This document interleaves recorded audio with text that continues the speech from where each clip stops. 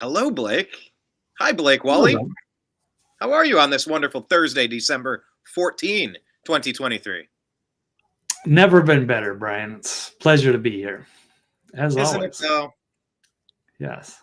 It's a pleasure to have you here. I don't know I can't change my captions. We're having glitcher missins.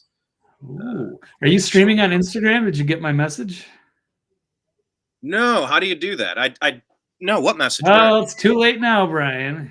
What? Messed it all up. That was our big opportunity. All right, no. Apparently, Restream is connected to Instagram, but I don't know if it's got to be in portrait mode or not. I don't know if they do these long form videos exactly, but yeah, it is available. But I did see like a little box with a lady popped up, said something about Instagram, but I was like, get out of here, lady. I'm trying to. Yep. Shame on you for not looking at your Telegram messages.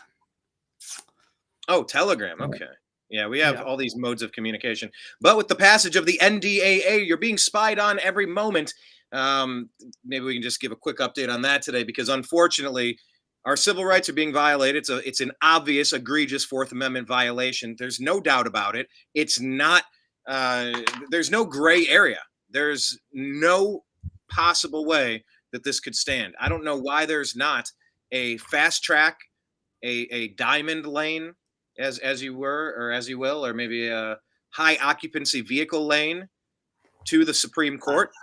But when things are so stupidly, obviously, egregiously, erroneously put into law, canonized with code and legislation, I mean, there needs to be an immediate smackdown, and there need to be censures of the people involved. I mean, anybody that voted with an NDAA to have a provision that says you can just be illegally spied on without a warrant, without cause. I don't know what world we're living in, Blake. But anyway, I digress. You can follow Blake and all of the stories that he covers. He is at thenextlevelnews.com, and he is on X at he's at TV's Blake Walley. There we go, at TV's Blake Walley. My name is Brian Engelman. This is the Agree to Disagree show on the new American media, because the old American media has friggin' failed you. That's why you're showing up. That's why people are tuning out of the lying legacy linchpins. I don't know. I was looking for that triple L score. But they are a linchpin to like corruption. They're a linchpin to fraud. They're a linchpin to murder and genocide and warfare, the military-industrial complex. They're the linchpin to lying. They're the linchpin to lying. You pull the pin and it separates. Luckily, people have tuned out because we're sick of being lied to. So that's why the new American media exists. And I encourage you to please follow us in these places: Spotify, the Agree to Disagree show; Rumble, the new American media; Telegram, TNAM for the new American media; TNAM and TNAM chat. On X, we're at American_media_. Take a second and just click these and connect with us, please. On Instagram, the new American media; on YouTube, youtube.com/the new American media; and Truth Social, the new American media. Follow us in all of these places. Oh, Signal too. So anyhow, let's get into the stories of the day, Blake. There's a lot on the docket, and we're going to try to cover them. So make sure you leave your comments. Let us know if there's any big stories that you'd like to see us cover that might not be on the list, and we will try to incorporate your comments into our conversation when appropriate. Here we go.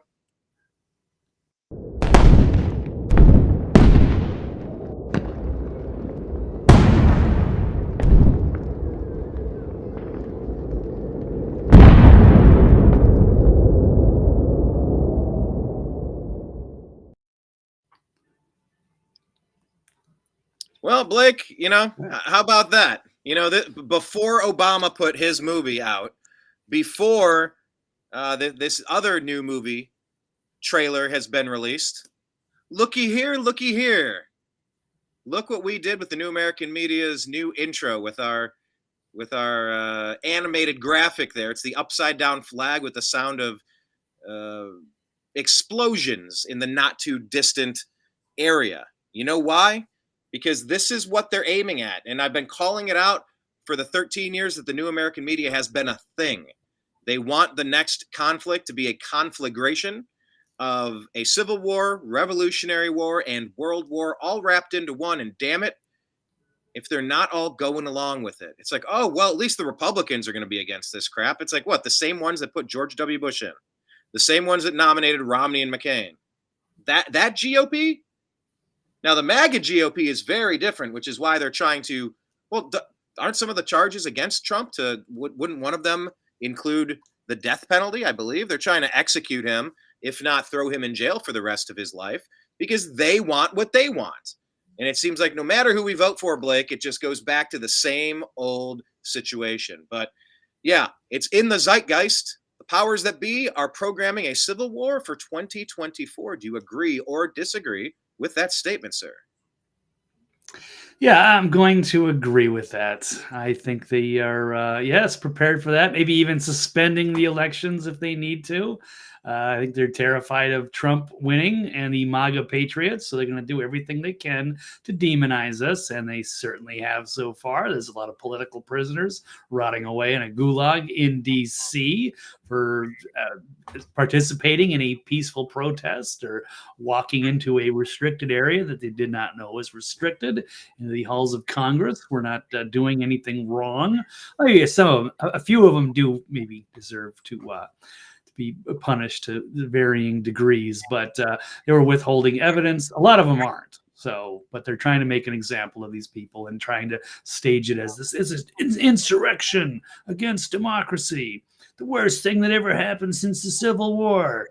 But they only focus on a few, small videos that were, part of the riots. But anyway, yes, there's a controversial new movie coming out apparently next spring. It's going to be called, it is called Civil War, correct? And that is going to kind of set the tone here as we head into a historic election. Maybe the last election if things don't go well. So it's going to be the ultimate battle. And Brian, I'm looking forward to covering that. Whether it's the, I don't know, whether we get back to being pro-Americana again, or whether we change it into something else, or we have a civil war and collapse of society. It's all on the table.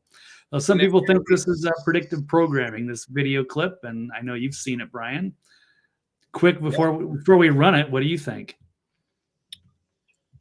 Well, I did recently see a video about a black dude getting interviewed in Chicago, about Trump in 2024, and he's like, "We are absolutely," and I don't remember who put the video out and what it was connected to, but it was just like, "We are being replaced in Chicago.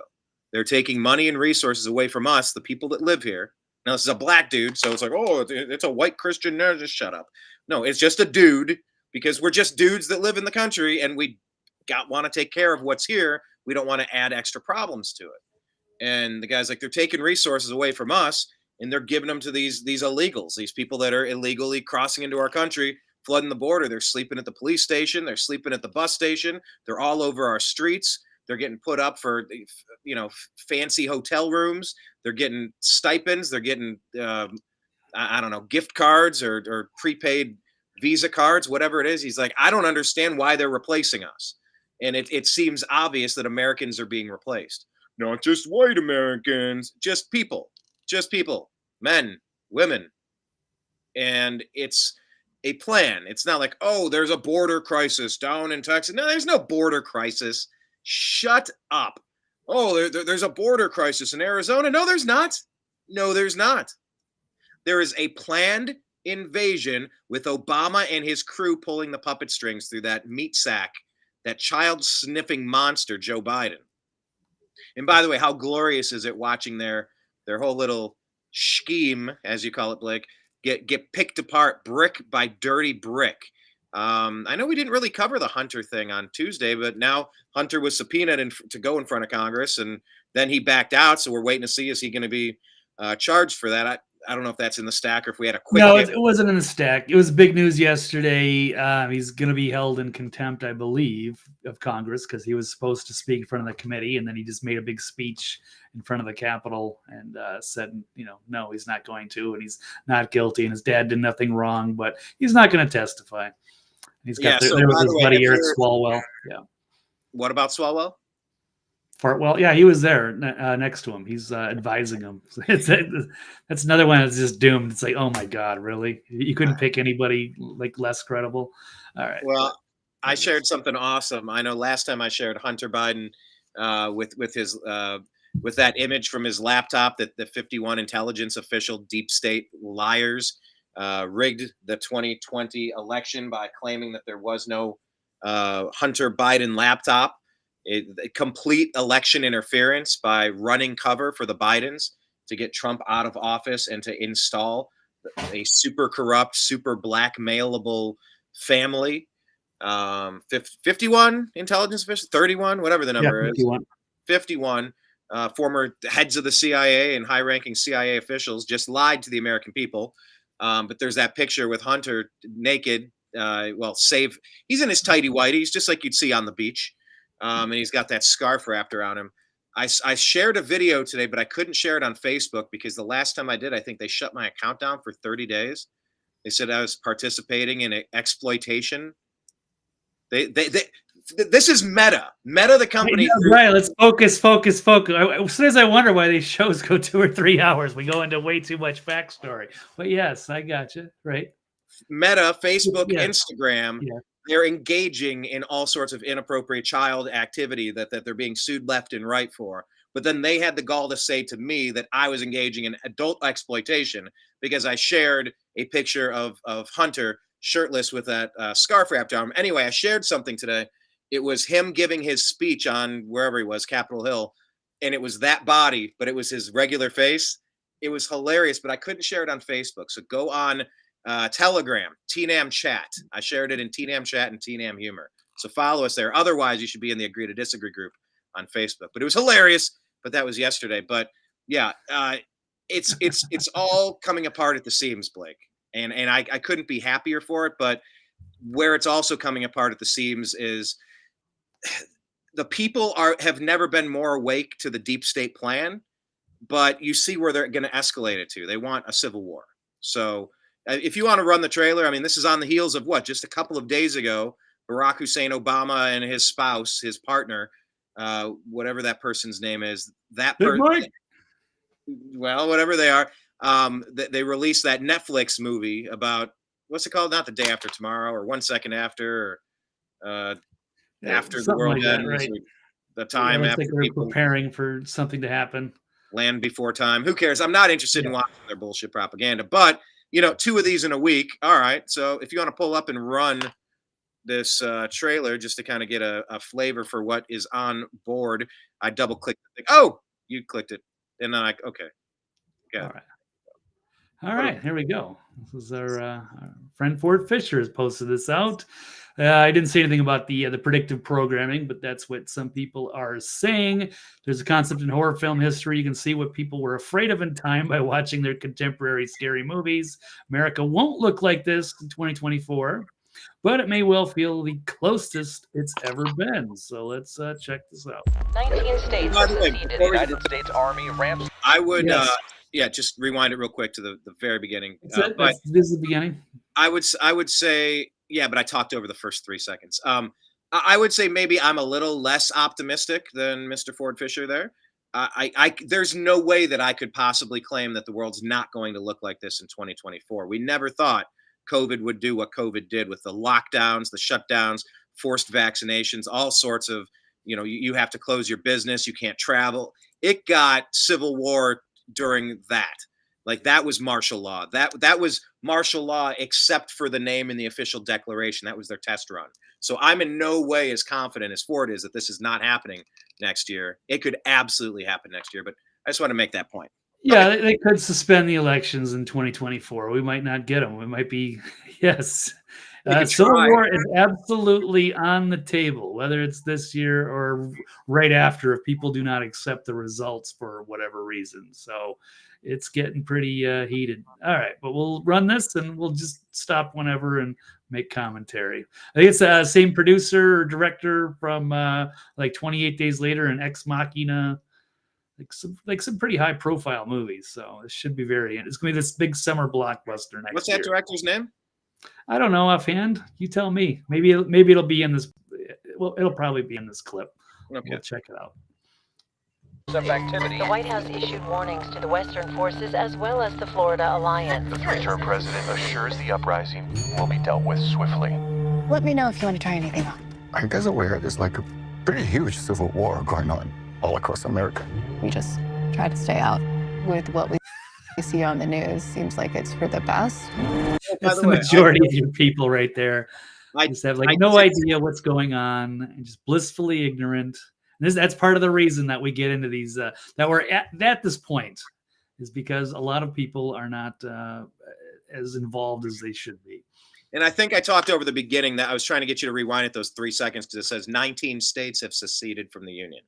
That was the very initial first 2 seconds. I wanted you to play that, but that's very important to kind of set up where we are in this dystopian future that it seems like they have planned for us now that they have an invading army north of 10 million here ready to activate it at the drop of a hat since they're being funded, and they'll have our addresses. They'll know how to find us. We have our cell phones on us.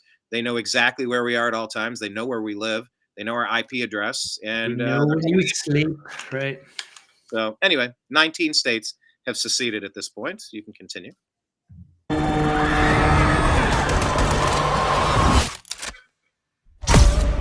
Citizens of America, the so-called Western forces of Texas and California. There we go, Alex Garland. Suffered a very great defeat. How do I pause it there? 2 points. Number one, I would watch anything that he's in. What's his name? Ron Swanson. What's the actor's name? The president. Yeah. Ron Swanson from Parks and Rec. Yeah, I know the show, but I don't know his name. I don't know anything else he's been in. Right. But I will say he is a hardcore crazy lefty, unfortunately. He plays a great right winger, kind of like how Colbert did. He played a great Bill O'Reilly impression, but like turns out it was just because he hated him. He was great in that role, and it's like, you're actually really good. Like, you're making great points. Kind of like the Archie Bunker thing. It's like, yeah, he's crazy sometimes, but he makes a lot of sense, and they were just trying to make fun of him. It's like, you're not really making fun of him. You're proving a lot of his points to be accurate. In between the times he's obviously wrong. But anyway, Ron Swanson. Great defeat at the hands of the United States military. Mr. President, do you regret the use of airstrikes against American citizens? They're moving to D.C. today. You need to go down there. They shoot journalists on sight in the Capitol. Every instinct in me says this is death. Flooded. All right, a couple of points. Number one, the actor's name is Nick Offerman. Point number two. Is that important? All right, go ahead. Point number two, there was that line in there where they were bombing, and he's being asked by a reporter, do you regret bombing, how did he phrase it? Bombing American citizens? That was pretty much the same thing you're saying about Gaza and Israel. It's like, saying that they shouldn't be. Yeah, Brian doesn't think they're actually humans and that there are no innocent Palestinians and they deserve to be bombed and all their children to be blown apart because they voted for Hamas. Oh, by the way, that's a nice Jesus Saves logo right there on the top.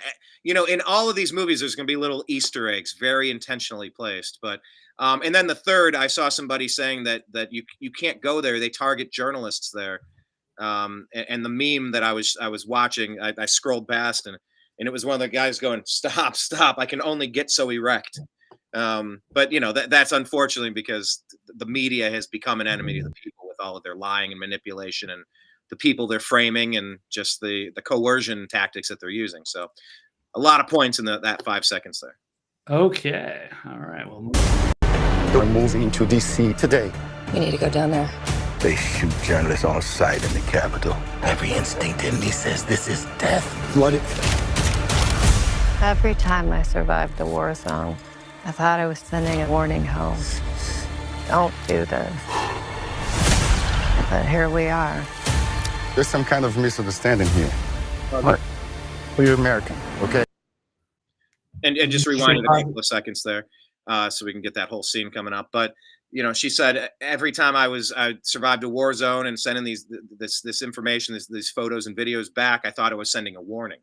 And that's just reminiscent of that very popular phrase that's come up since Snowden, since Obama's first term into his second term when things started getting incredibly wonky. And of course they were after 9/11 as well. But, George Orwell's 1984 was supposed to be a warning, not an instruction manual. So in that line of dialogue there, they're really kind of taking the essence of that thought that we've been screaming for at least a decade and a half, if not 2 decades now. This was supposed to be a warning. How the hell are we still in this spot? But anyway. All right. Every time I survived a war zone, I thought I was sending a warning home. Don't do this. No, people aren't watching or paying attention. And then we have the trans soldier here with his pretty fingernails. Oh, look at that. I didn't catch that. Interesting. By the way, one more point from earlier I forgot to mention. In what universe are Texas and California on the same side of a conflict? I don't know if necessarily are. I mean, there could be, like, California, like the actual like mainland of mostly California could be a lot of more aligned with classic Americana and Texas, but not necessarily, of course, LA or San Francisco or a lot of the other big liberal cities. So, and if you think about it, if you were engaged in warfare, we were talking about military strategy on the last episode. Like, are they indiscriminately bombing, or the carpet, or is there a pattern and a reason to it? Nope. My contention is that there's always a targeted plan. They're war rooms. You have missions that you're running, and if you were to attack the United States, and if you were going after the blue, well, it's the top 20 cities in the country, the biggest, densest areas where it's the easiest to cheat in the elections, by the way, maybe not coincidentally. However, if you were trying to target our country and go after the people in the blue, you just hit the top 20 cities. Then the rest of the country's red. All of America's red, save for the top 20, 30 cities. Other than that, those major, easily droppable population centers. If I were a bad guy and I wanted to go after blue cities, I mean, that's 25 neutron bombs. All right, those are 25 Moabs. You know exactly where to drop them in San Francisco, Los Angeles, Houston. Yeah, I mean, you're going to be smoldering, but whatever's left in those big cities of Texas and California, the rest of the country is all red. Take away the Manhattan, the big cities. But I didn't catch that. The Easter egg fingernails and the neon green hair. Very, very cute.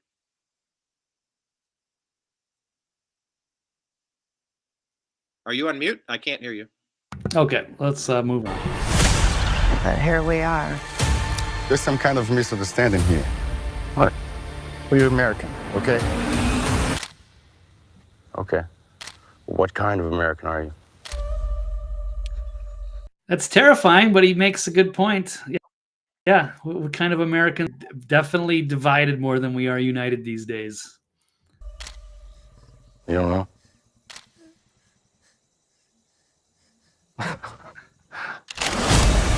The Western forces will reach the White House on July 4th.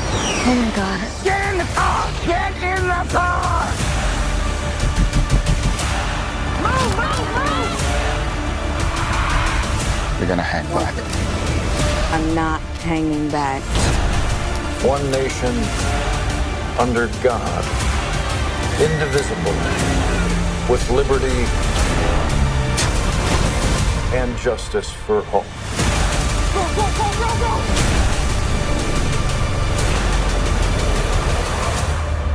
God bless America.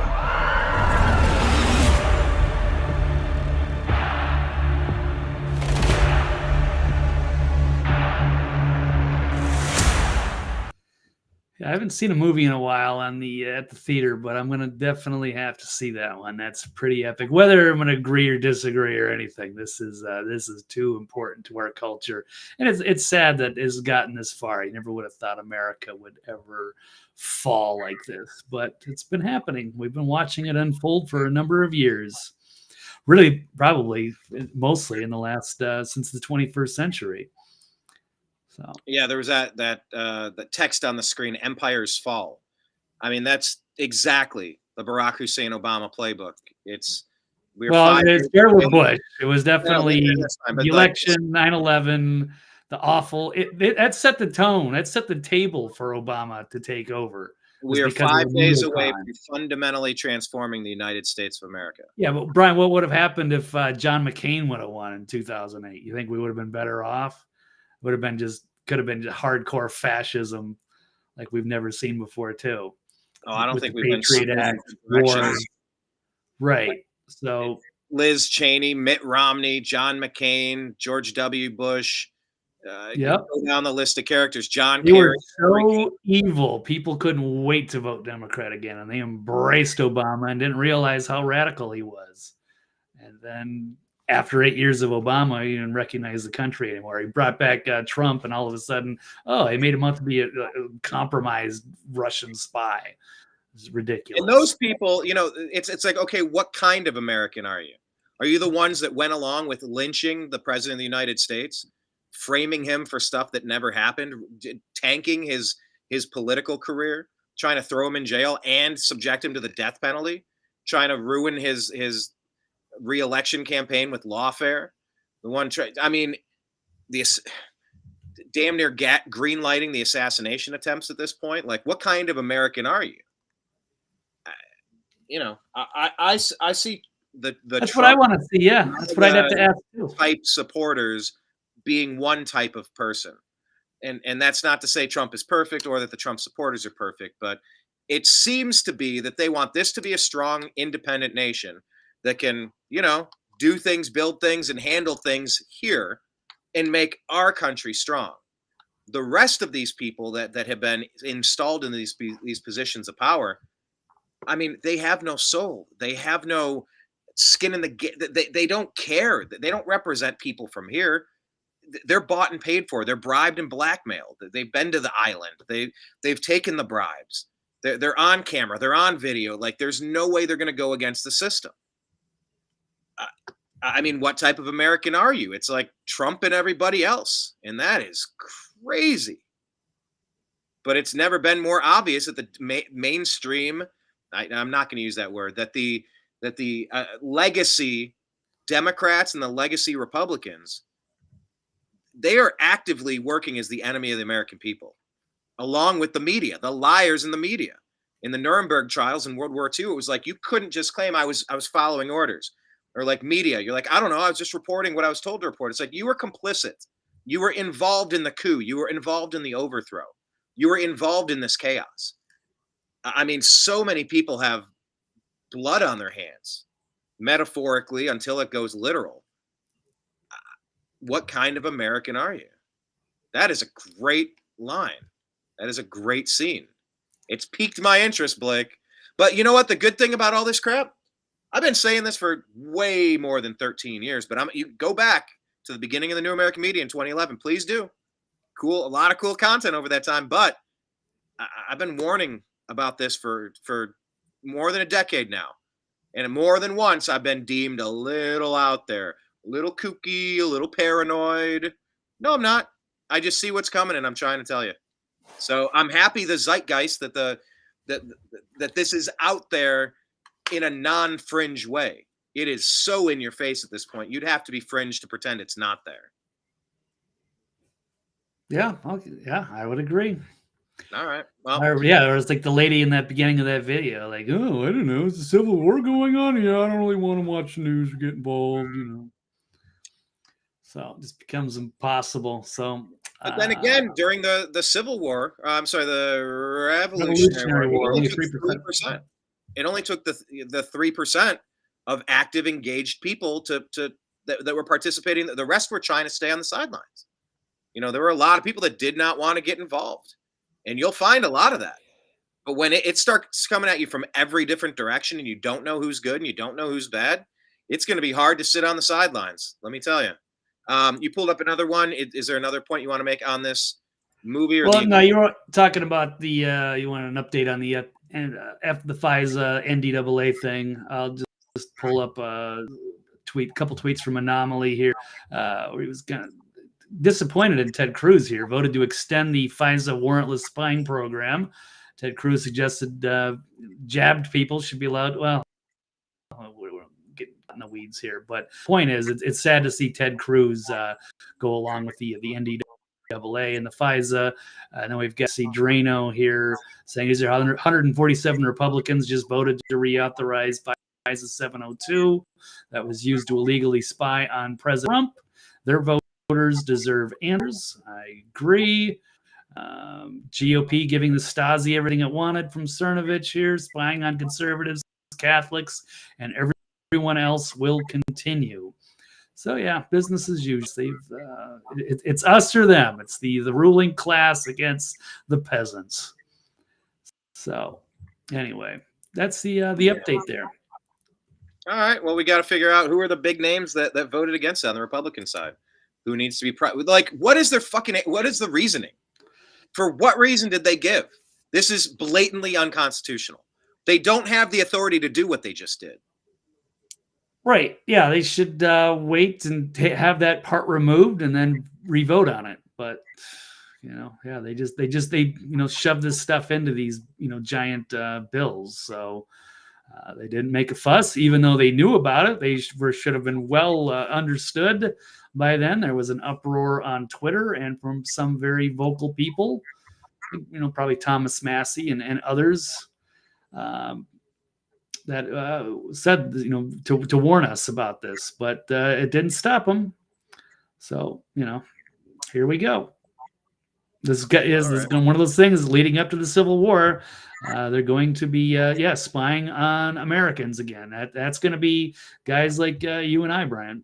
That's going to be just regular, make America great again, patriots, just want our country back. Not all this, this woke garbage globalism. But we're the enemy now. All right. Go figure. Okay. All right then. Well, we'll unpack that a little bit more as we find out when it's kind of breaking. So okay, we will discuss that more later. All right, next topic. These are all kind of connected here. These top few.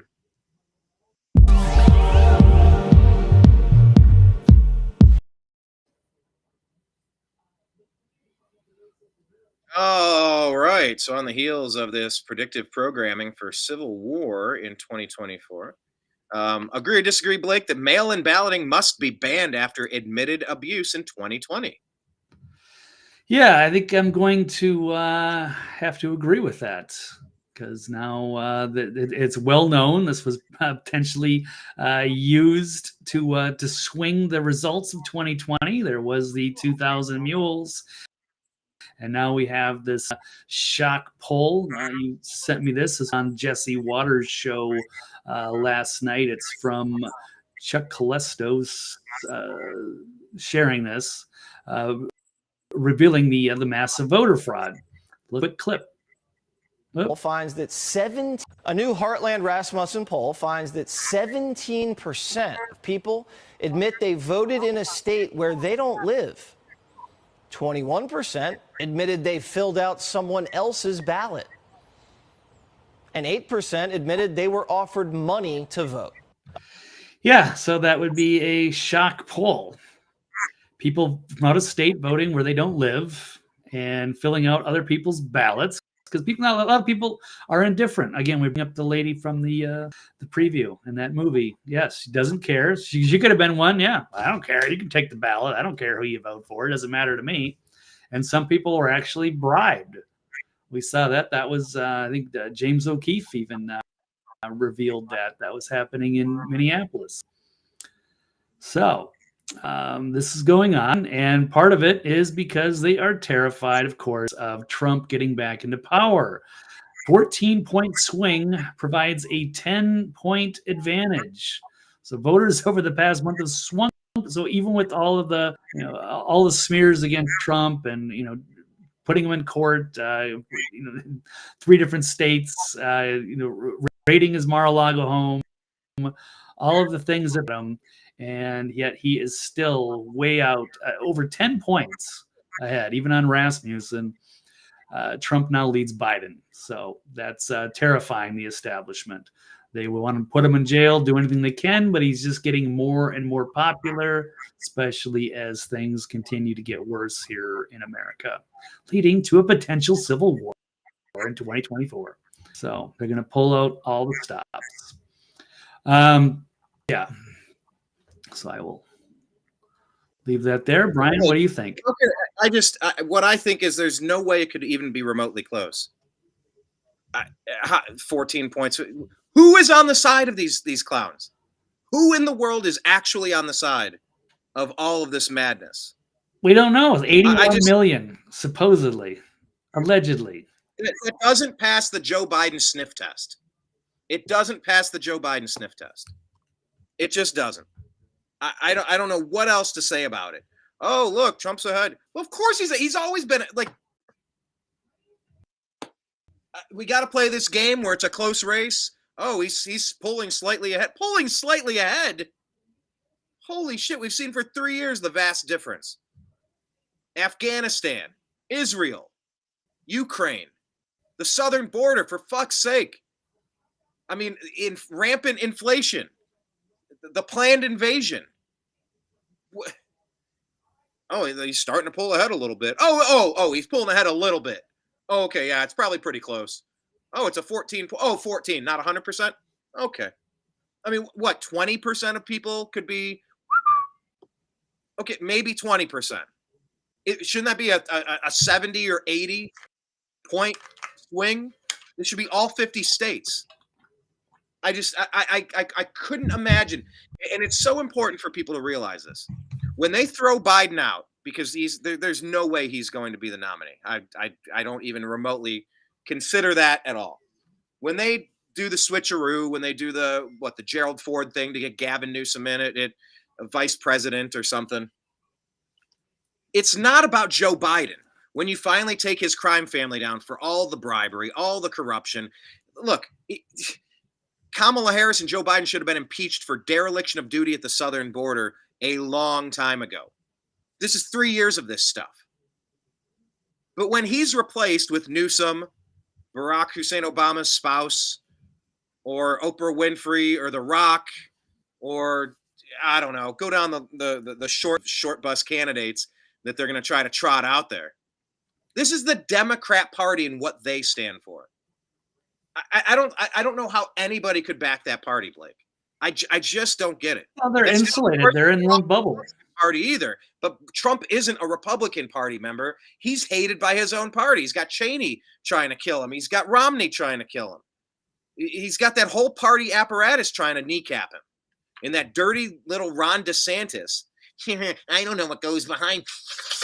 I don't know what goes. I'm going to try to pay off a stripper. Vote for me, clown shoes.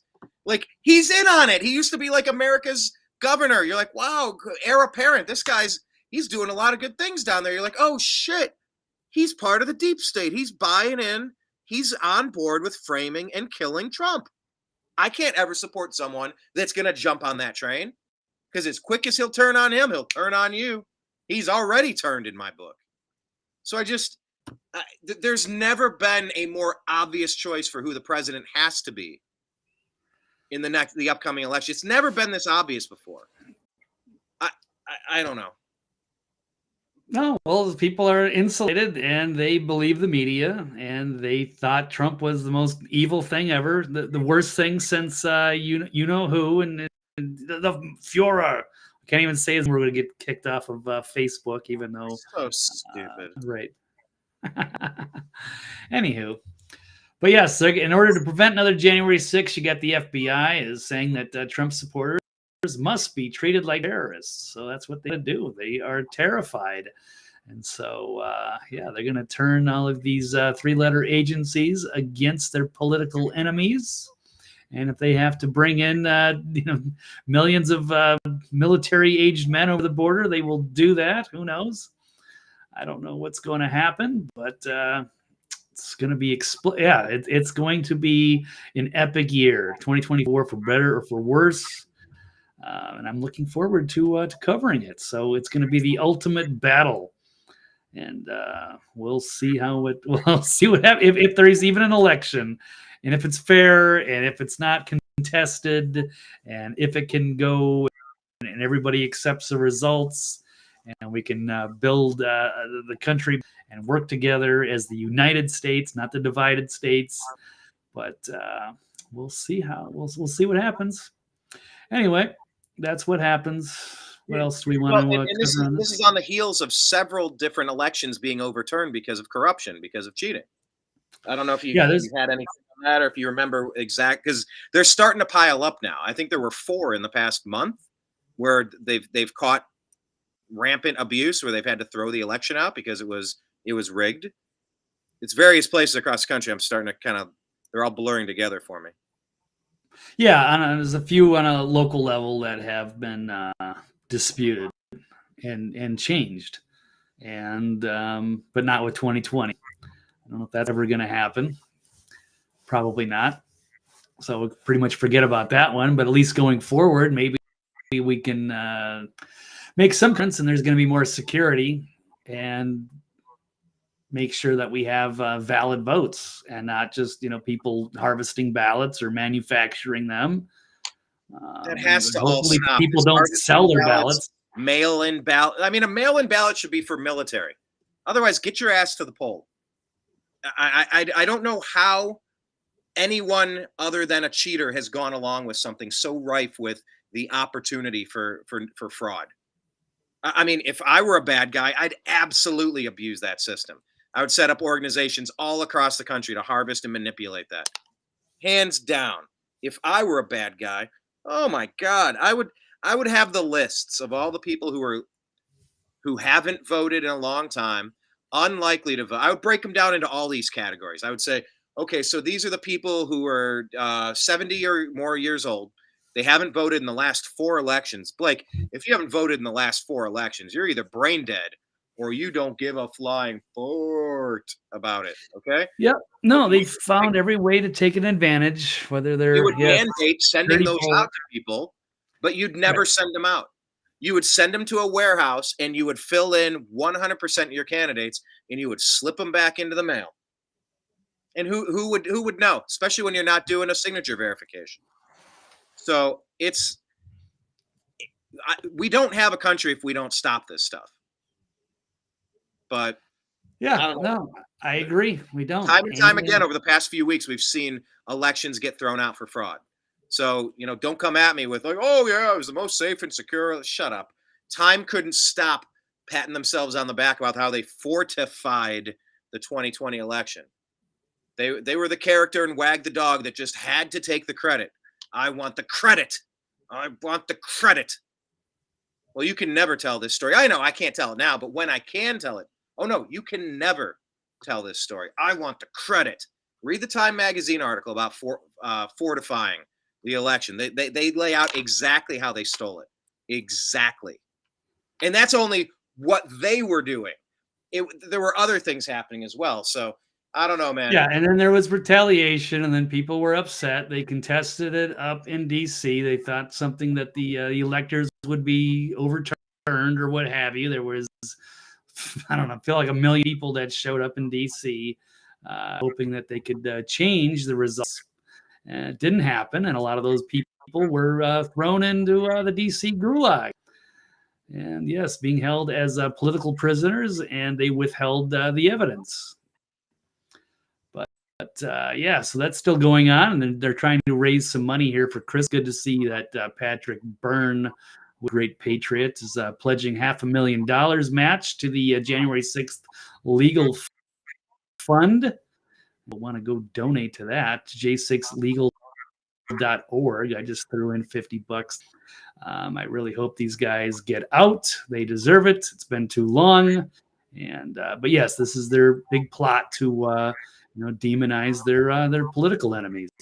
So just like this, now the FBI is going to be working against us, and now that FISA or that whole 702 NDAA, who knows what they'll be doing behind the scenes to spy on all of the MAGA and the good patriots of this country to prevent Trump from taking office and slamming the door on some of these bad acts.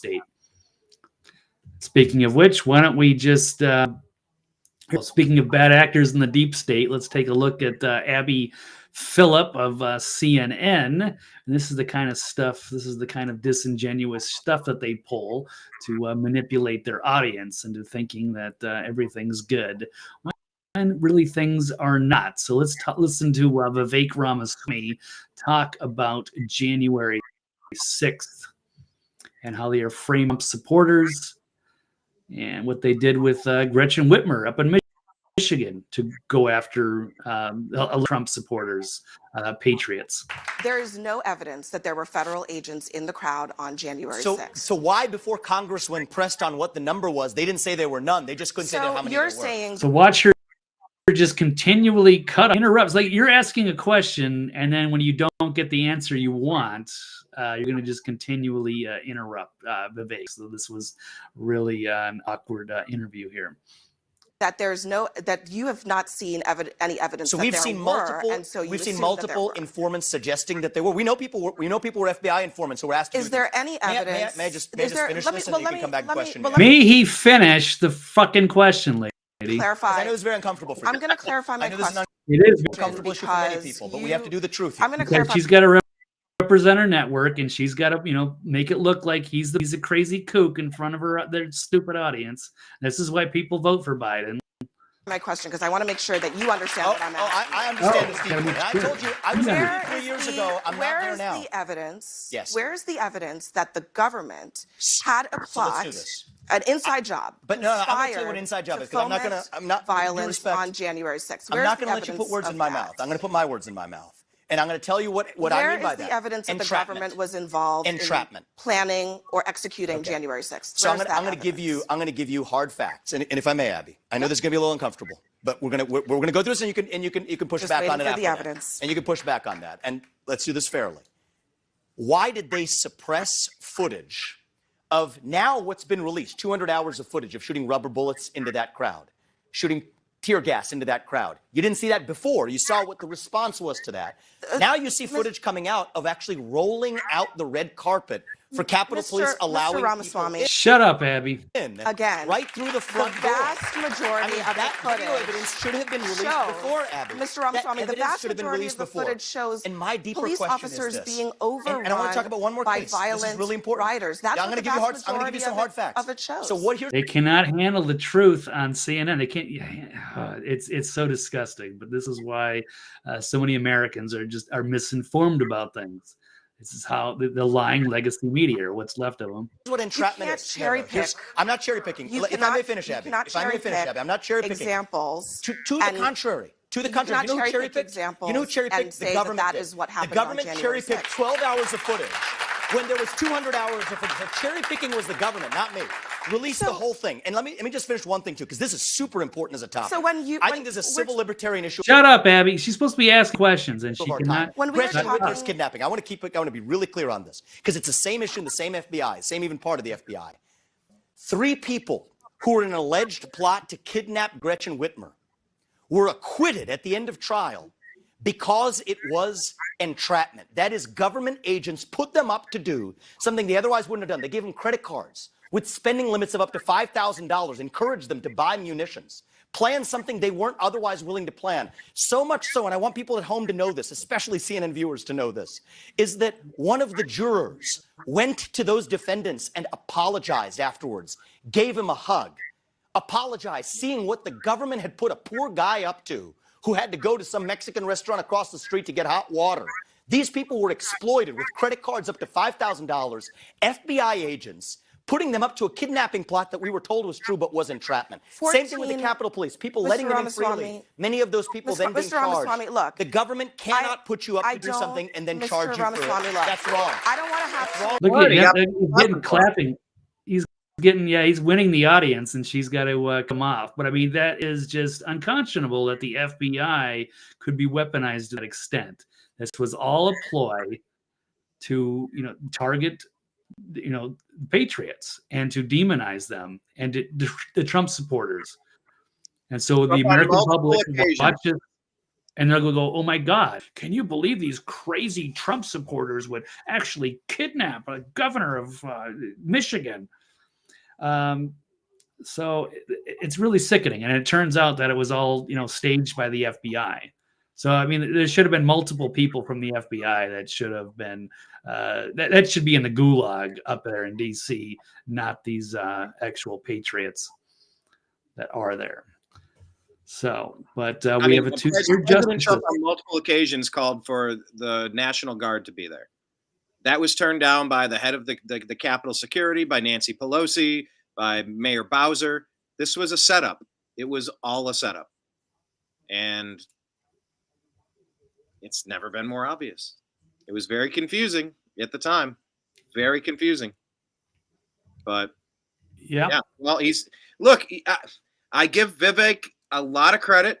You know, he's got the spooks coming up to him, warning him that he needs his own security.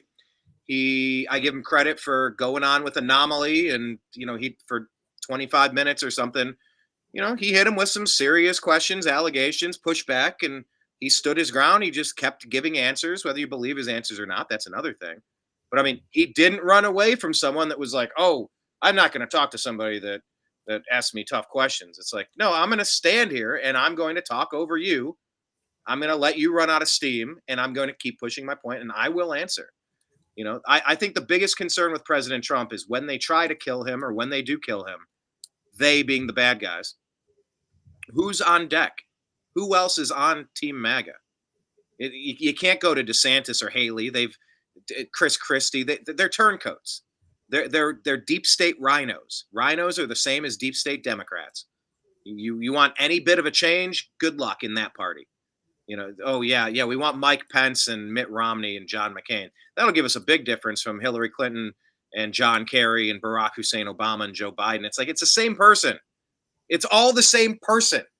They're all in the same clubs. They're all blackmailed and controlled the same way. We don't want that. We want this nation to succeed and thrive. We want to have our freedoms and our civil liberties upheld.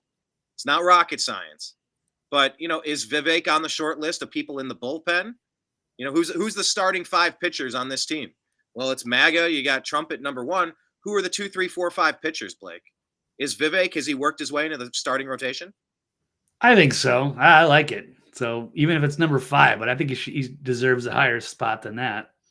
Is there anybody else you put into that starting rotation with 3 other slots? Is there anybody else you like in the field on the GOP side? Like on that are actually like political candidates? Yeah, political candidates. Tucker Carlson. Okay, so who else? Carrie Lake. Okay, Carrie Lake. Okay. Who else? Yeah, she could be in the top 5. I'm not so much sure on Boebert or Marjorie Taylor Greene or Ted Cruz. We definitely want Rand Paul. So we got Rand Paul, Ramaswamy, Thomas Massey. Thomas Massey. Okay, that's a good one. Yeah, it's a great one. But I would almost take them out and call them relief pitchers because they're already comfortable in Congress. Carrie Lake's a free agent. She's looking to sign with another team. We already have Massey in the bullpen. We have Rand Paul in the bullpen. They all have a position already. Now, if a starting pitcher gets injured or if they kill Trump, and I hate to keep saying this, I don't want to speak it into existence, but it's so obvious what they're going to try to do. But they're already doing something. Carrie Lake is the perfect person to put out there because she doesn't have a job right now. I guess she's going for Senate. Is Tulsi Gabbard someone you'd consider, or is she too close with the World Economic Forum? She jumped over to the GOP side. She's on Fox News, which is disturbing because that channel sucks. They're damn near as bad as CNN since they started hating Trump and going against the core principles of what the libertarian/conservative wing, the non-rhino in that party. But is Tulsi Gabbard someone to consider? She's a free agent. Better than most. She's got her issues. Probably some things I would want to, figure out with her. So she's not 100%, but I have historically liked her mostly. So we'll see. Anybody else we can think of before we jump to the next topic? Anybody else on the GOP side in the Trump bullpen and the Trump starting rotation? Or your 2024 mega not team? On the spot. That's the short list off the top of my head for sure. That's a short list. We need more. Okay, next topic. So we'll get it to Tucker one, right?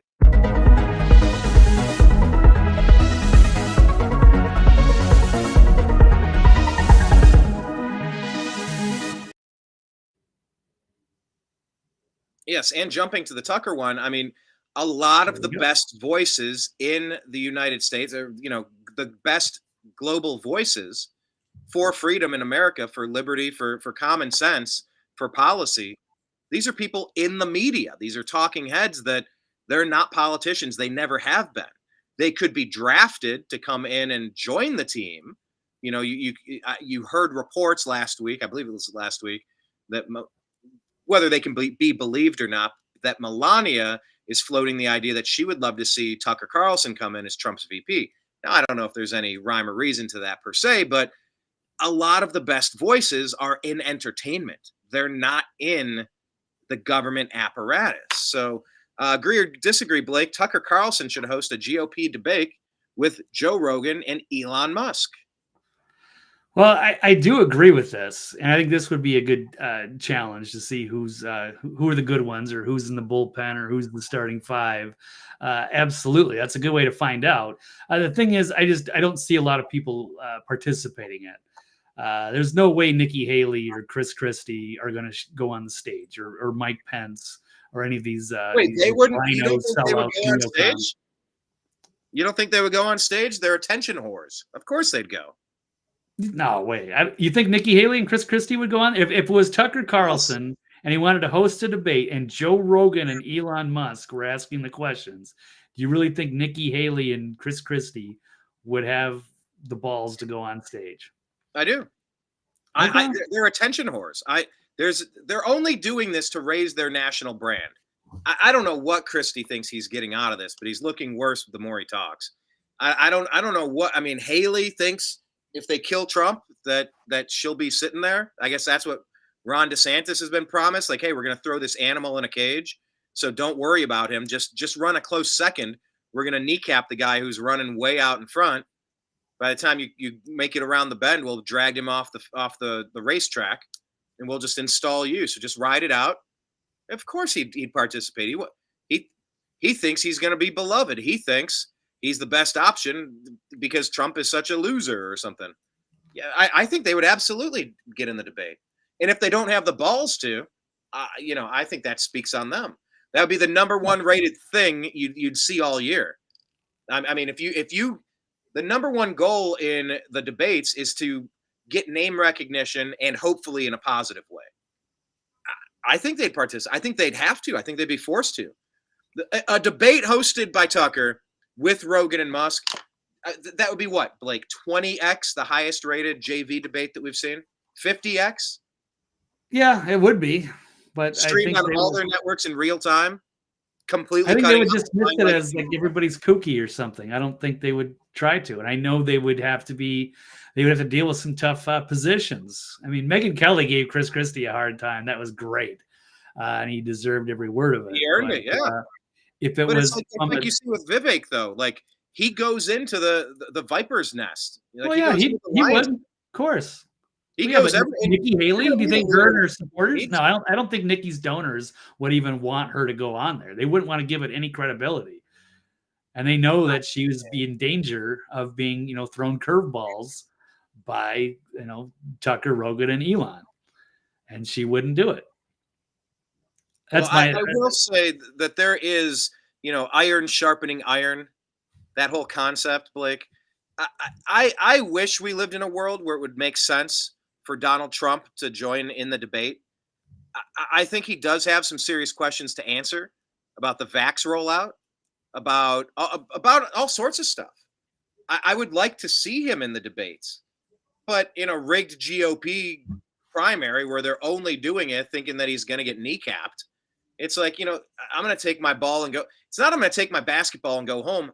I'm going to dig up the court and I'm going to have some flatbeds, remove the court and drive it to my Mar-a-Lago, and I'm going to install the court on my property, and I'm going to set the game up here, and I'm going to build some big, beautiful stands and set up some big, beautiful lights, and I'm going to bring the game to my house. Like, Trump has done that, and I think I think it's the right move. But I would like to see him in a debate because he screwed up with Biden last time. Now, obviously, I think he still won in a blowout and won all 50 states. If you're allowed to believe in any version of an afterlife or a God, I'm allowed to believe that there's no way what happened in 2020 was legit. So that being said, if you want to see any countervailing views, go to CISA.gov/rumor control regarding elections, because they are convinced that it was the most safe and secure election in all history. But I would love to see Trump sharpen up because he did make mistakes against Biden.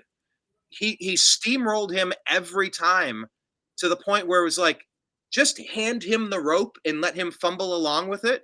He's going to trip and fall down the stairs with it. Let him do to himself what he's going to just make him talk. But Trump just kind of kept doing this domineering thing, and it didn't work. I didn't like it. It wasn't his best performance. It didn't cost him the election. I think for reasons. I think there are plenty of reasons. But I would like to see Trump in a legitimate debate. I would like to see Trump against Vivek.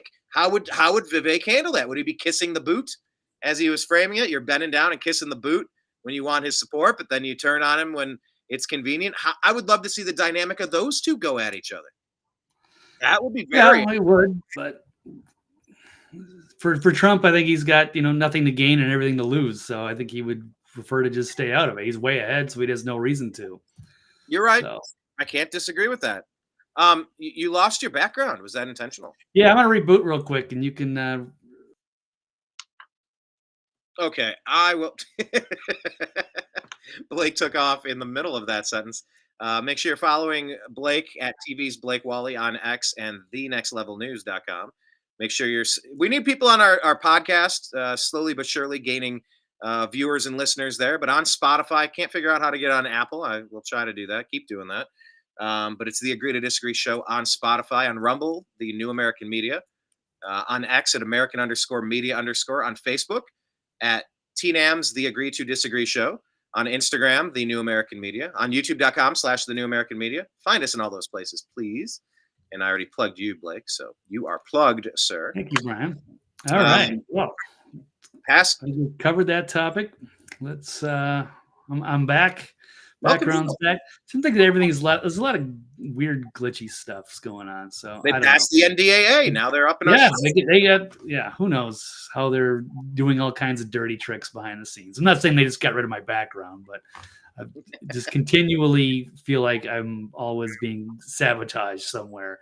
But nothing I can do about it. I'm not a big enough voice, and I can't seem to get off the ground high enough to make anybody care. So whatever, just gonna roll with it. I'm just gonna continue to speak my truths. Someone's gonna hear it, I hope, and hopefully someday I'll get some kind of a career breakthrough or opportunity, or maybe some of these big voices will eventually have mercy on me and try to, and you, Brian, and maybe try to help us out a little bit. But we'll get there. Next year is everything on the line. So we're gonna literally, figuratively, keep doing it. Yeah. Yes, sir. All right, next topic.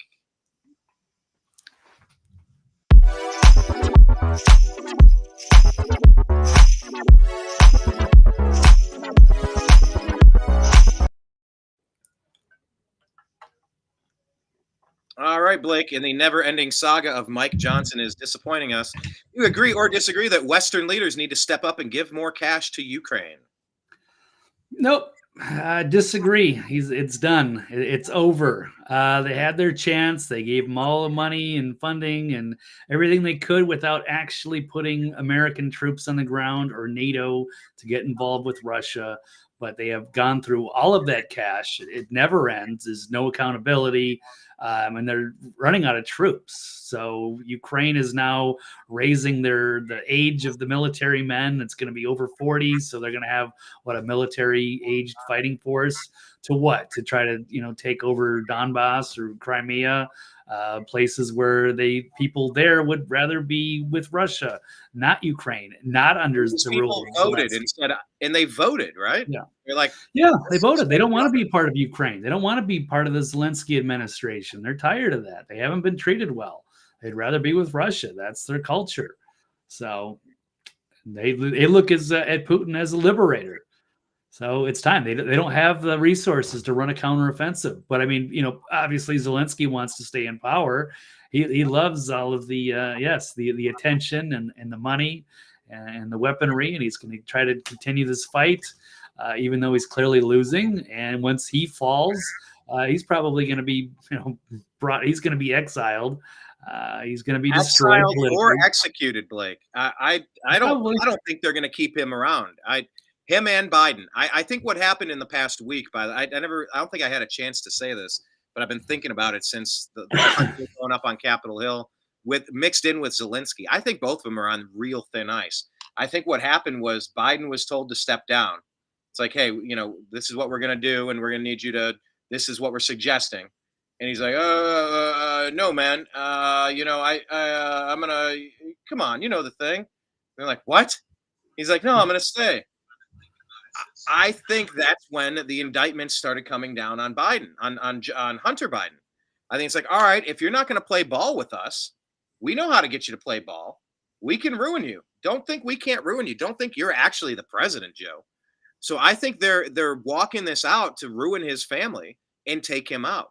And I think if it continues long enough, I think they may actually exit him stage left in a very public way. And who knows, maybe even frame it on a MAGA person, right? What better way to stoke the fires than to get rid of some old dotard who's in the way, all of his corruption and child sniffing and all of the abuse with Ashley Biden and the shower and Hunter and the degeneracy and kicking his dogs and everything about the guy is just pure trash. And his fake, Walmart skeleton grin and stupid aviator glasses. Like, he is a monster incarnate. So I think they would have no doubt offing him stage left and blaming a MAGA person to spark the 2024 Civil War. And you get rid of him in the process and turn him into a martyr in the process. Nobody likes Joe Biden. There's that comic. Well, I can see Andrew Schultz. He's like, yeah, does anyone in this room like Joe Biden? Silence. He goes, exactly. He goes, you know how I know people like Trump? That dude, he moved merch. He goes, those red hats, those things were gangster. Those were like teardrop tattoos for white people. You'd walk around in public and see someone with a Make America Great Again hat. And it's like, oh, he woke up and chose violence today. But he moves merch. There is no contingency for people that love Joe Biden. There are people who are happy he kept Trump out of office. That's it. So I think that Zelensky and Biden are in the crosshairs of their own deep state that put him in that position. I think the same people that put him there would not blink twice to take him out, especially if you could get rid of Zelensky in a public way to get more global leaders against Russia, or if you get rid of Biden in a public way to get more people supporting, I don't know, Kamala Harris or Gavin Newsom, Blake. Yeah, we'll see. I think there's maybe a potential false flag attack. Some people are putting that out there. Some way for him to try to, stay in power, and he's out there actually since Congress may be cutting him off from his money with Mike Johnson because he wants more accountability, and he also wants the Democrats to agree to the border security before he's going to give Ukraine any more money. But now he's appealing to the weapons manufacturers. So that was pretty sickening stuff. Zelensky, and he was also in Argentina meeting with Javier Milei. So, but I think it's the end. It's time to concede. Time to just let Russia have those territories of Ukraine and continue to stay out of NATO and be neutral, and then let Ukraine have its own democratic election again. And then Zelensky's going to get voted out, and he could face some kind of criminal charges at some point. Well, they made him. What was the technical term? They're going to try to put him in like Palm Beach or something now. They're going to try to move him to the United States so that he doesn't get lynched up in, I don't know, Kyiv. Possibly. Yeah, we'll see how that develops. No, but you saw that story from last week where like they made him a citizen or gave him some official thing happened where he got U.S. residency rights or citizenship, something. Yeah, I don't know, but I'm sure they will do something to help him out, so he doesn't have to face justice over there, even though he deserves it.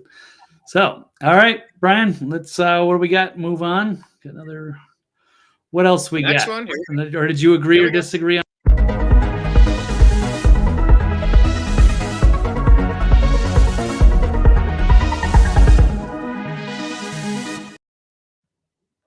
Or does Brian want to talk about the alien lunar Antarctica and all connect to the current times? Maybe. I don't know about that one, Timothy, but I did watch a movie on that yesterday. The Tomorrow War. I sent a brief clip to Blake and Ford yesterday. There was an alien crash in Russia, and they went in and I won't tell you, but it was actually a cool movie. It was a year ago, I think. It was like a Netflix in coordination with Paramount and somebody else. I think of the same people that were behind the Obama movie, A24, or the one, the Civil War. Yeah. One of those. But yeah, it was with Chris Pratt, and it had that dude from Spider-Man. Anyway, but it was good. It was interesting. The concept was there's a war going on in the future, and they jumped back to the current times because we need you to do things now and fight with us now. And then they were jumping between. It was cool. I thought it was a really, really well done movie. But no, my answer, agree or disagree? I disagree. I if we're scared Russia's going to invade all of Europe, stop it. Oh, they blew up their own pipeline. Is this the best lie you can come up with? These are the dumbest things. Is pin the tail on Russia. Oh, it's Russian collusion. Oh, Trump has a Russian P-tape. It's like, can you get over your hard-on to just blow up Russia? Like, they're not attacking us. The Cold War's been gone for 30 years. Can we focus on our country and rebuild here, please? No, we must bomb. We must have enemies. It's like, I hate all of you. So no money for them. Fix our damn border. Anyway, so I would disagree that we need to step up and give them more cash. All right, agree or disagree, Blake? The Church of Satan should have more influence in our government. I mean, it seems like they have complete influence in our government today. I don't know how they could have more, but do you agree that they should have more of an influence? More than 100%? No, I'm going to disagree there. And it's really bizarre. So I'm sure you've seen this already, Brian. Look, it's a satanic goat skull and pentagram at the Iowa State Capitol. Double click it for you. Oh, yeah. Thank you very much. Gotcha. I can't see it, so how do I know? Right. So nothing out of the ordinary. A horned goat and skull blood red pentagram for Christmas. And residents of Iowa have expressed disbelief after the governor allowed the satanic Christmas display featuring a Baphomet skull and blood red pentagram to be placed inside the Capitol. So what the heck? What the heck, Brian, or what the hell would be more appropriate?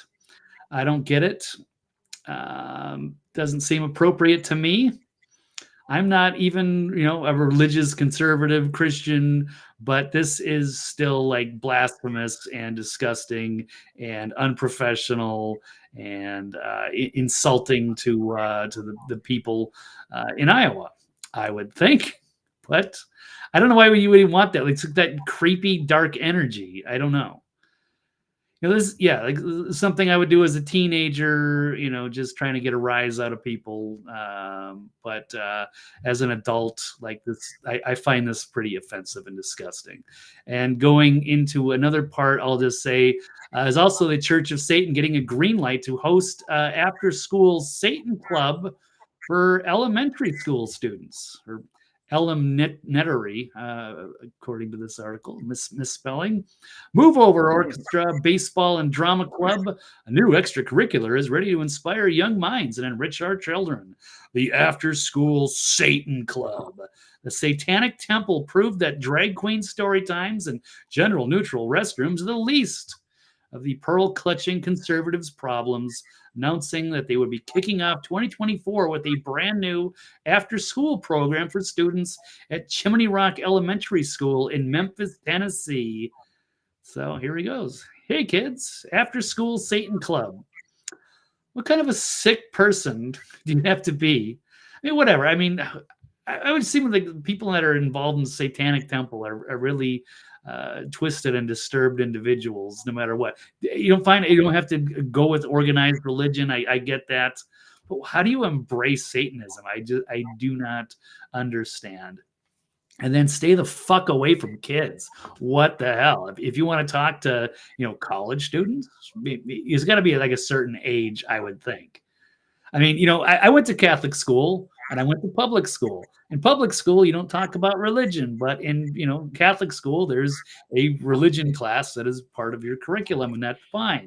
You can keep it separate. I don't care. I've gone to both, but pushing this stuff is beyond bizarre. But I guess we're a fallen civilization, so maybe I'm old-fashioned, Brian. What am I missing there?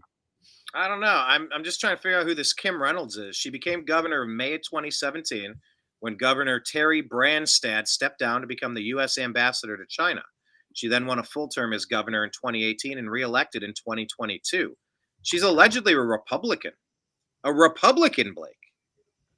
I mean, yeah. I mean, it's going to be open-minded and to celebrate different things. If you're going to have a Christmas party or Hanukkah or even Kwanzaa, but Satan, really? Bad. I don't know. Just throw something really evil in there. Everything else seems to be like well-intentioned, and except that one. Would you? This is inside the state house at the Iowa State Capitol. Yes, it's like during Christmas season. Yeah. Okay. I mean, so during Hanukkah, you want to go inside of a synagogue and wave around a bunch of Nazi flags? Like that's really a thumb in the eye. Like that's really just whipping out your junk and whizzing all over the birthday cake. I mean, that's like looking for a fight. Like that's obvious incitement. That's an obvious attempt. Right? I mean, is that I don't see the logic. I don't get it. And not that I'm, I try to be open-minded about things, but that's just weird. Yeah, I think the people in Iowa deserve a full explanation for that. And maybe there's a good reason, and they can say, okay, here. Or maybe they put it up to just show how creepy it is. Like, can you imagine families, like there's satanic families out there that actually, like, all enjoy that stuff? Like, yeah, let's get the goat skull out and the pentagrams. There are celebrate Lucifer. I don't understand that. There are some, but since when do you let the some handle the? I just, I have my issues with Catholicism and Christianity and stuff like that. Nothing major, but I mean, I just don't know how anybody can embrace Satan on the flip side. Like I'm open-minded. I love the idea of Jesus and spirituality, and I respect Christianity and I respect a lot of the major religions, but this is one I don't understand. Just dark and evil also, and blood and hideous and evil and gross. It's also, cutting your hair into a mohawk in high school. It's about the tattoos and the piercings, and it's a way to rebel. And it's like, look, I am so anti-society. Aha!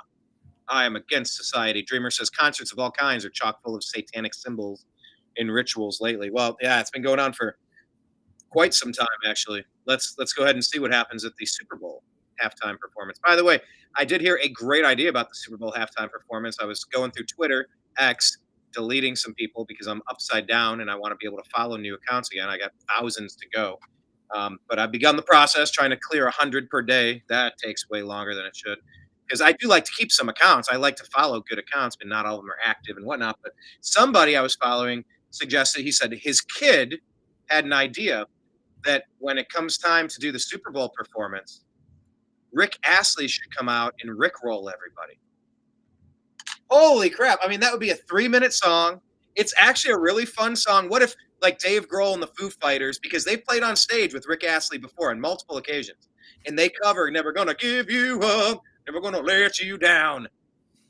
What if you Rickrolled people in a 3-minute star-studded event and then went boom, and then, like, the real performer came out and did their set? That would be so awesome. Thoughts on that? Right. Well, you just ruined the surprise, Brian.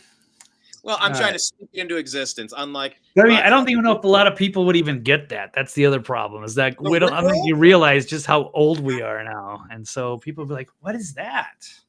And all the people that are young that are watching, like, I don't get it, because there's going to be some people in the room that are going to be like, "Oh my God, can you believe what they're doing?" And then the other half is going to be like, "What is this?" All right, they don't understand Rick rolled. But I agree, it'd be a great troll in theory. So funny. But I think in the explaining of it, I think that would be fun as well. Yeah, you know what? Sure. I think the singer should come out this year dressed as Klinger. That's just as timely as a MASH reference as the Rick roll. I think the Rick roll is classic. Okay, all next. Right, Brian, 15 minutes. Let's hurry. All right.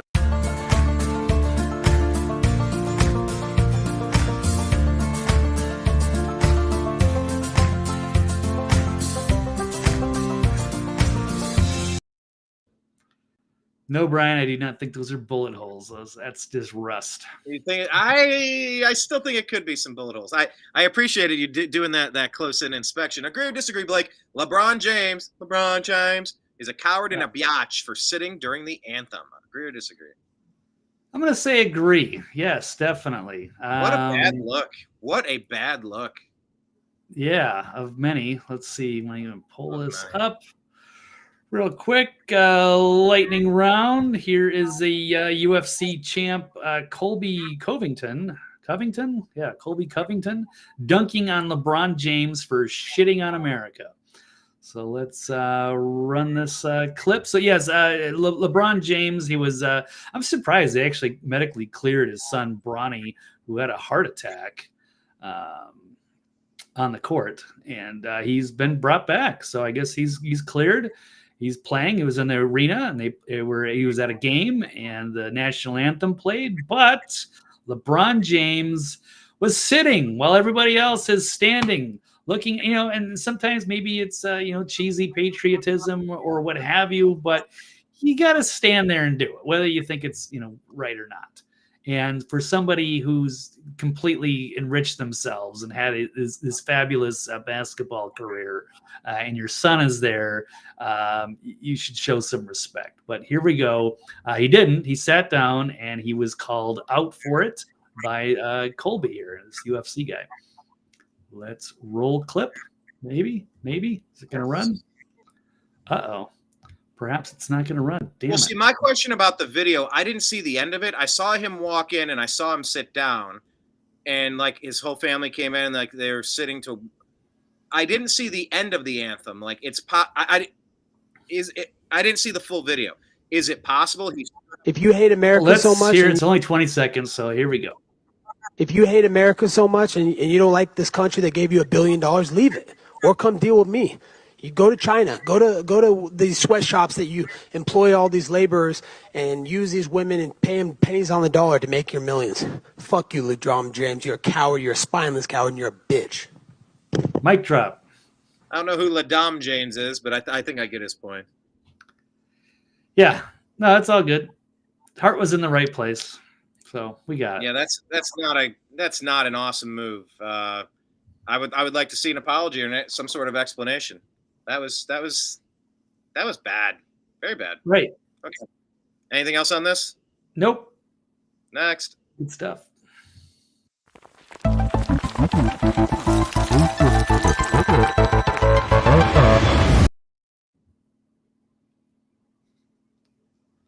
I'll assume that was a stinger.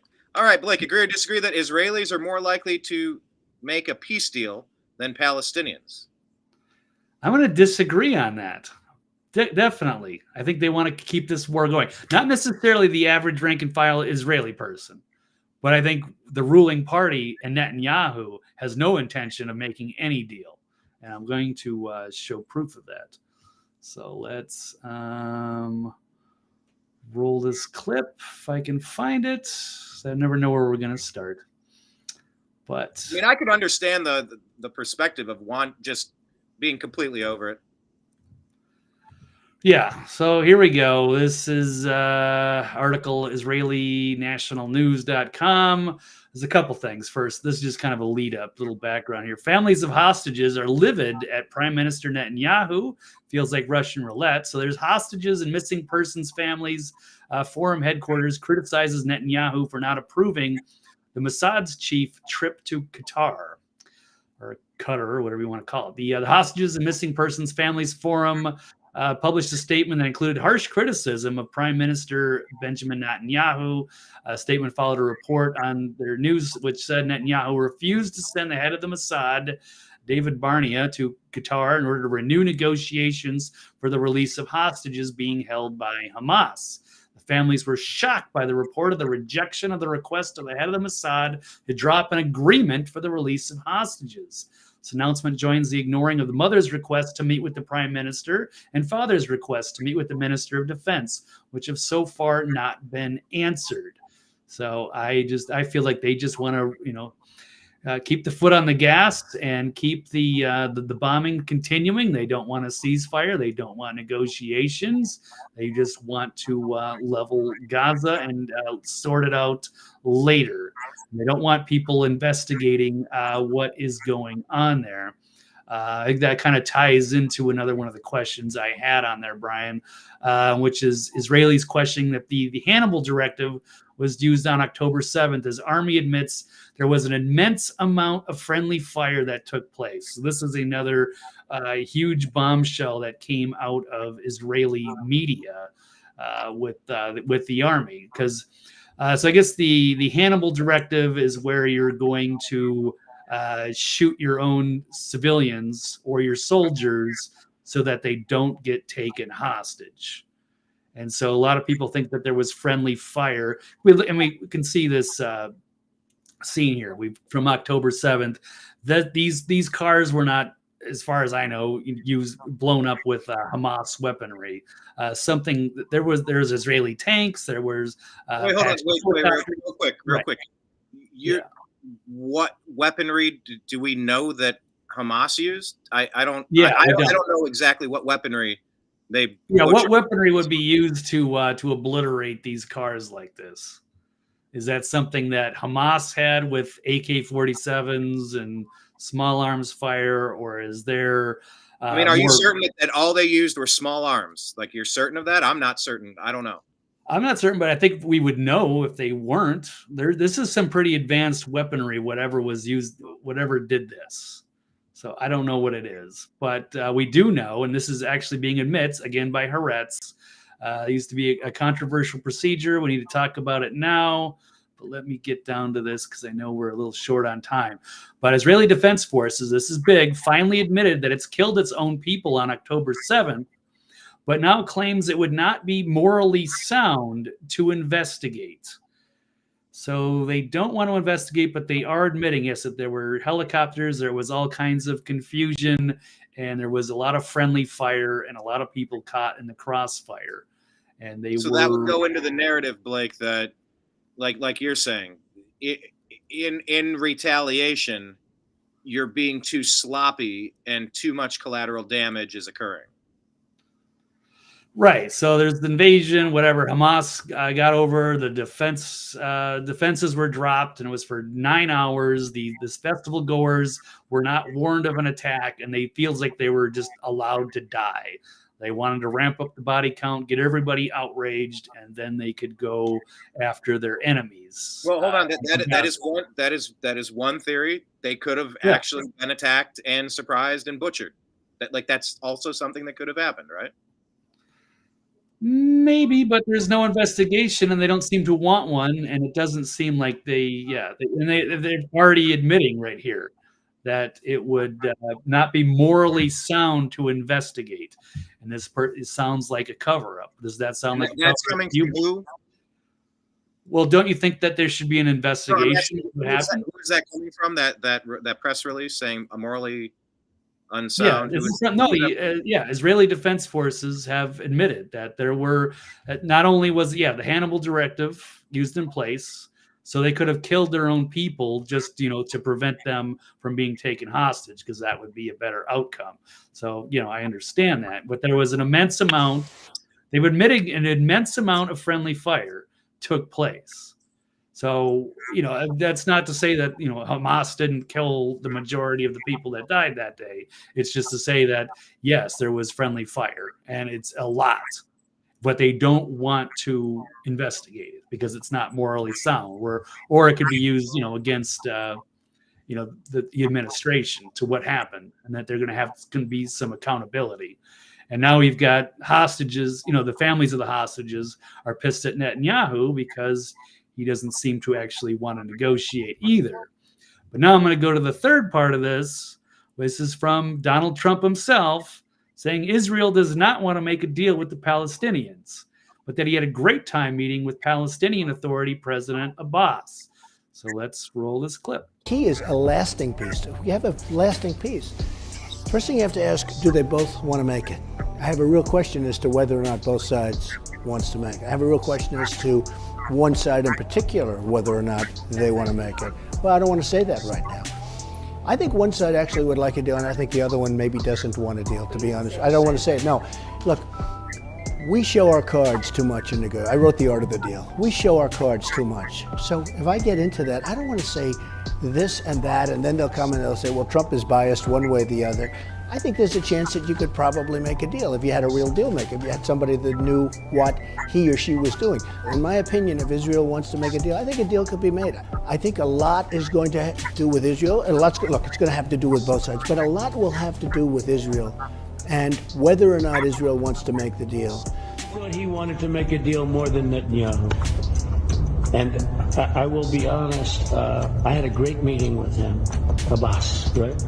I had a great meeting with him, and we spent a lot of time together, talked about many things, and it was almost like a father.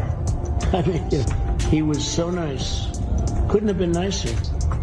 And after meeting with Bibi for 3 minutes, I looked at him and said, you don't want to make a deal, do you?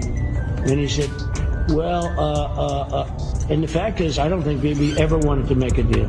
Why? I thought the Palestinians were impossible, that the Israelis would do anything to make peace and a deal.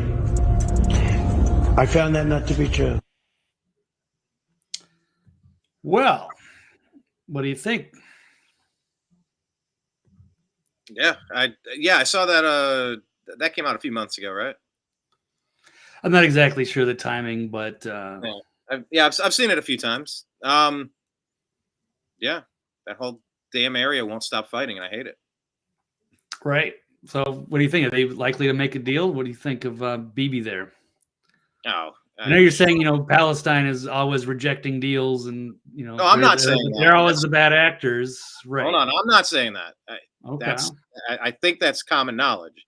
Unless you have disputing. Well, that's your idea of common knowledge from your sources that say that's common knowledge. I don't know if that's to be true. And you don't actually know. I'm not going to say I know either. I don't know the exact details or whether it was a fair deal or not.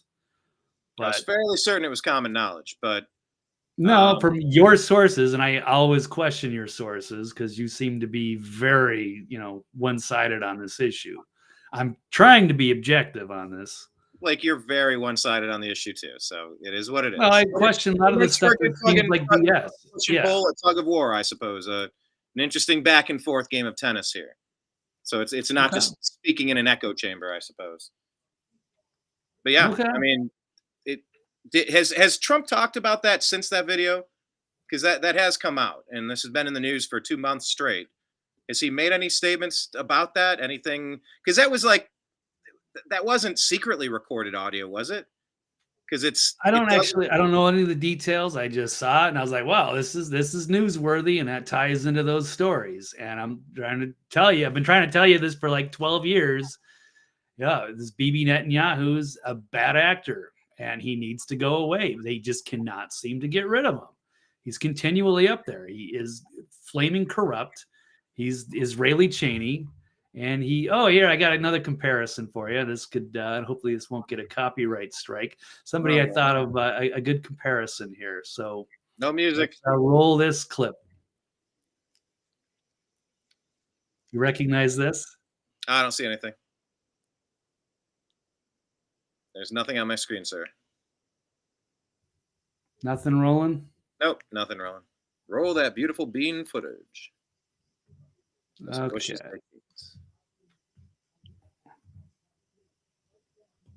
Dead air is the best sound ever. Oh, there we go. Okay. Okay, here we go. Click. There's Bibi Netanyahu right there.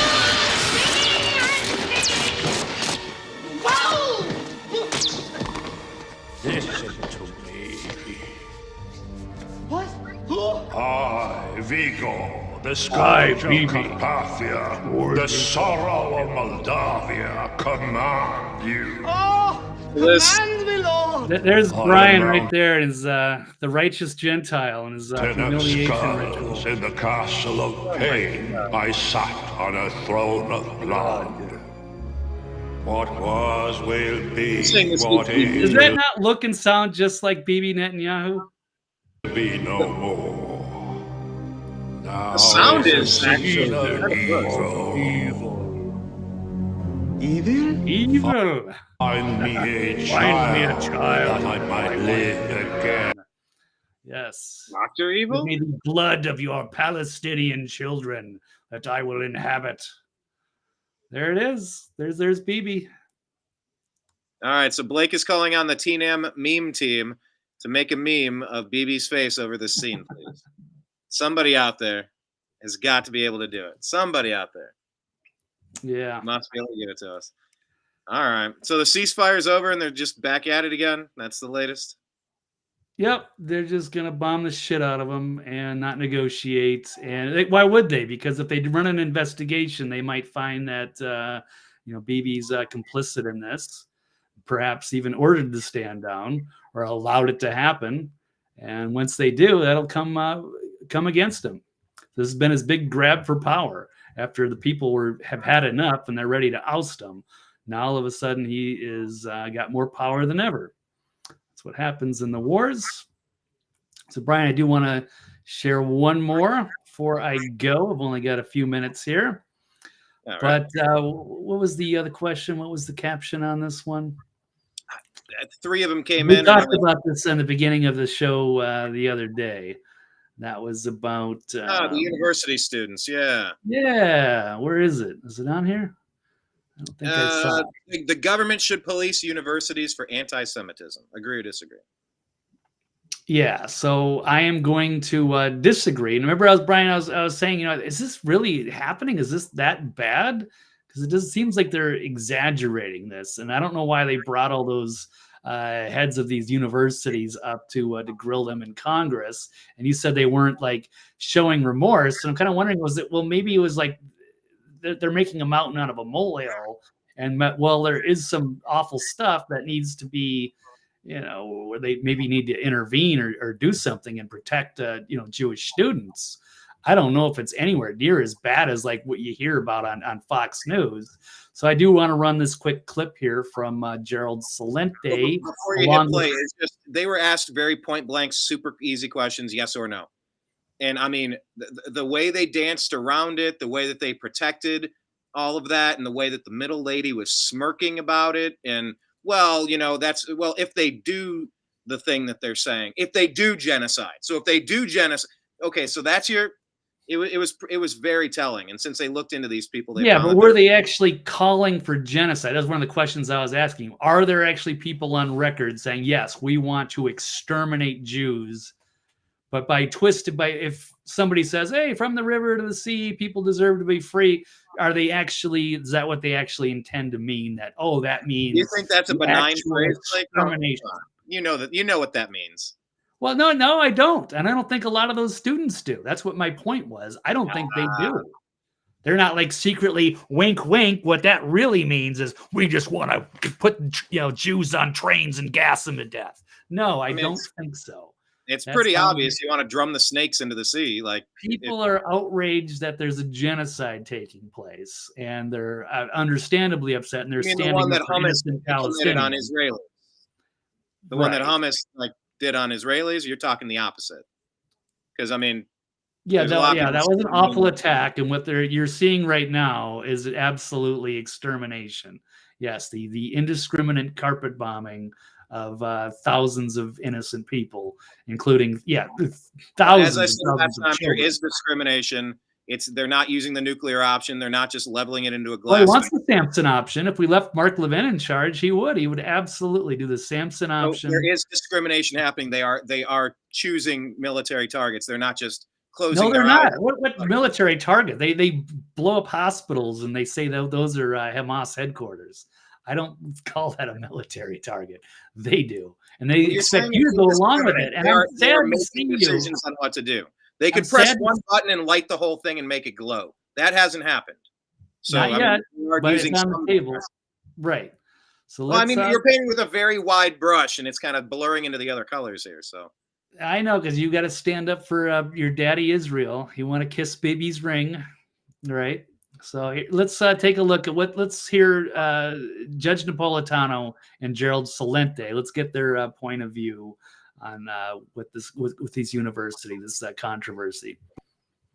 Oh, The whole purpose of the First Amendment is to keep the government out of the business of speech. So what business does the Congress have subpoenaing college presidents saying you didn't protect certain groups of your students from harmful speech? You don't deserve to be a college president. It is a context-dependent decision, Congresswoman. It's a context-dependent decision. That's your testimony today, calling for the genocide of Jews. Is anybody calling for the genocide of Jews? That's bullshit. That's just, it's like a grandstanding. This is so ridiculous. Is depending upon the context. Congress has you really don't think that they want to exterminate that little You think that lady up there? Do you think these college universities want to exterminate Jews? Seriously, I mean, Brian, it's obvious that Hamas wants that. It's obvious they want that. Maybe Hamas. You're saying that it's not obvious. That's Hamas wants that. But you think these university heads want extermination? You think that they're on board with that? Like, they're allowing a lot of disgusting stuff at their campuses, which is why they're being held to account. What are they allowing? What is happening on campuses that is so obscene and so above and beyond? No, I mean, I think she's saying they're calling for the extermination of a race, but go ahead. They're not. Okay. Say about speech. We're not talking about speech at West Point, which the government owns. That's a different story. We're talking about speech on a private university campus, and Congress is berating college presidents because they were silent in the face of speech that Congress hates. What speech does Congress hate? Well, I'll give you a guess. The House of Representatives voted 416-1 to condemn anti-Semitism without defining what the heck it meant. So if you say on a college campus today, stop the slaughter of Palestinians, the Congress wants you to provide a forum for the slaughter to be defended. And if you don't, they will call you before Congress and berate you. That's the depth to which we have sunk today. That is the rejection of their oath to preserve, protect, and defend the Constitution by 416-1. The one is Congressman Thomas Massey, of course. He's the personification of courage. Yeah, I would agree. They're bought and paid for. They have way too much power and influence over Congress. And yes, that was just a big shit show. And I completely agree. It's been exaggerated as far as I can tell. And they have no business getting involved in there. Well, on our way out the door, you're being asked, Blake, we have a request from the group. Yeah. Dreamer is asking Blake to give us a good Mark Levin impression today. So give the counterpoint to Gerald Celente as Mark Levin as we wrap today's show up, Blake. As Mark Levin, this is Blake Walley, Blake the Eccentric. Find him at TV's Blake Walley on Twitter X and at The Next Level News. Blake, as Mark Levin. Okay, so Mr. Levin, you heard right there Judge Napolitano saying Thomas Massey's the only one with courage and all the others are just out of control on campus. What do you think? No, I think they should use the Samson option and that you're not a righteous Gentile. I don't know. Was that okay, Dreamer? No, it's not good. I'm sorry. I'm in too much of a hurry, but well, maybe we'll do the angry Levin. I got to encapsulate the angry Levin. Yeah, the unhinged rant urging Israel should be using the Samson option, fire off their nukes and initiate a global nuclear holocaust if their existence is threatened. All right, sorry.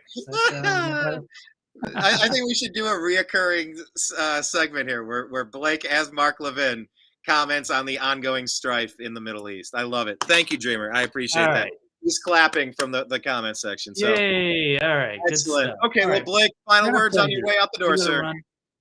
I do not. Thank you so much, everybody. It's great to have you guys. And I look forward to doing the next show next Tuesday. And we'll be here. Until then, take care. Have a great weekend. Love you guys. I'm out. See you, Blake. Thank you so much. Yes, so make sure you follow Blake in all the places that I just told you. And also do us a favor at the New American Media. Go to Spotify and subscribe to our podcast. It's called The Agree to Disagree Show. Go on Rumble and subscribe to our channel and like some content. Let some of our content play for a couple hours. It all helps. It all helps. It's monetized. So if you let Rumble play, it's just search The New American Media. On Telegram, it's TNAM for The New American Media. TNAM and TNAM Chat. On X, we are at American_media_. On Facebook, it's TNAMS, TNAM''S, the Agree to Disagree Show. On Instagram, I guess we might be able to stream, so I'm going to try to stream next time on Instagram, but it's The New American Media. We have over 1,300 videos and, I don't know, hundreds of thousands, more than 1 million views. I don't know how many views, but on YouTube channel, youtube.com/The New American Media. And then we're on Signal as well. I think we're TNAM in TNAM chat, TNAM official. I don't know. So just search for TNAM, the Agree to Disagree Show, and The New American Media in all the places, please. Yes, Dreamer, I hope you appreciated that Blake, Walley, Mark Levin segment. We'll see if we can bring him back in a reoccurring form for you. So, yes, we will be covering the news in all of those places I just told you. In between, definitely X, definitely the Agree to Disagree Show on Facebook. In that private group, we cover the news all in between our 2 weekly shows on Tuesday and Thursday here. So everybody, I appreciate you. I love you. Have a great weekend, and I'll talk to you again soon. Take care. Peace.